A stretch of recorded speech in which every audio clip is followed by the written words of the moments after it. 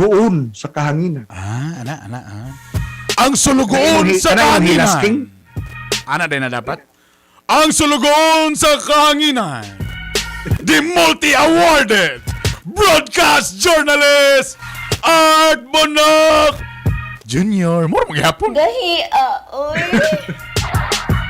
Mga kagay sa usa ka simpleng hisgutanan, Gahi, nabulabog ang tanan.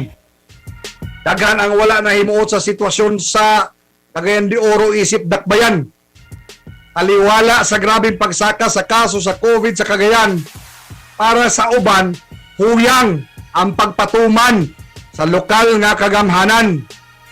Una, ngayangungo sa katawhan baya. Ayuda nga wa gyud nila matagamtaman. Gawas lamang ni ato mga kugihan sa barangay nga mga kapitan. Kay sukad gipatuman ang ECQ. Dagang residente naglisod sa ilang kahimtang. Nasigundahan kini dihang nitingog ang taas nga opisyal sa lokal nga kapulisan. Amo na nang gi-explain diri sa kahanginan kung asa gibutyag niya nga ang mayor mismo dili mo kooperar sa buot nilang ipatuman. Namagod ni moto si Mayor Moreno.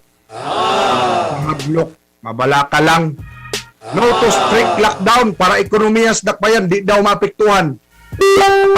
Ang wala na himuot ni ini, ilabi na karon present ang COVID variant. Sumala ni Colonel Lemuel Gunda, gusto lang sa mga polis ang mas istrikto nga pagbantay sa labi na sa boundary og mga entry og exit points sa dakbayan. Aron dili basta-basta makasulod ang bisan kinsa nga walay sakong katuyuan.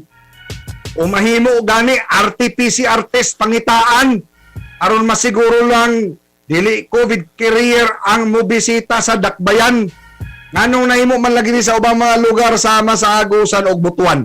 Ang tanang mosulod dito naka-PCR test man. Tuod niini ay Mayor Moreno. Ug gibirahan naman ni noon ang opisyal sa Kukpo. Kay tataw daw nga ang pahayag ni ini dunay bahid politiko. Wala katuig nga ubos kita sa pandemya. Nahimata na ang kadaghanan sa atong ginangatan.